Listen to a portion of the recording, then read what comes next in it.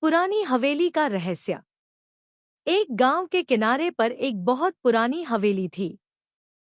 कहा जाता था कि वहां कई साल पहले एक अमीर जमींदार अपनी बेटी के साथ रहता था। लेकिन एक रात अचानक उसकी बेटी बिना किसी कारण के मर गई। जमींदार ने उसी हवेली में उसकी चिता जलाई और उसी के बाद से हवेली सुनसान हो गई। गांव वाले मानते थे कि उस लड़की की आत्मा अब भी वहां भटकती है।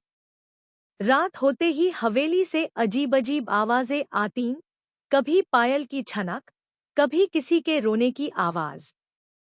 एक बार कुछ नौजवानों ने हिम्मत करके हवेली में जाने का सोचा। आधी रात को 4 दोस्त टॉर्च लेकर वहां पहुंचे। जैसे ही उन्होंने दरवाजा खोला, ठंडी हवा का झोंका आया और टॉर्च अपने आप बंद हो गई। हवेली के अंदर अंधेरा, टूटे शीशे और पुराने फर्नीचर पड़े थे। तभी अचानक सीढ़ियों से पायल की आवाज आई।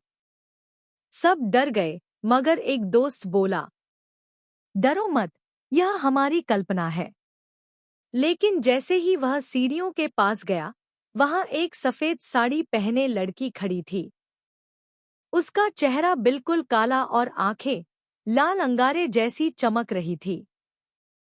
वह धीरे धीरे उनकी ओर बढ़ी। दोस्तों ने भागने की कोशिश की, मगर दरवाजा अपने आप बंद हो चुका था।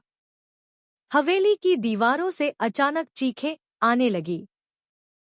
सुबह जब गांव वाले पहुंचे तो दरवाजा खुला पड़ा था, मगर उन 4 दोस्तों में से केवल एक ही बाहर मिला, पूरी तरह पागल हो चुका था।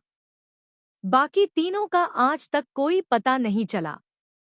गांव वाले आज भी कहते हैं कि हवेली में उस जमींदार की बेटी की आत्मा भटकती है और जो भी आधी रात को वहां जाता है, कभी लौटकर नहीं आता।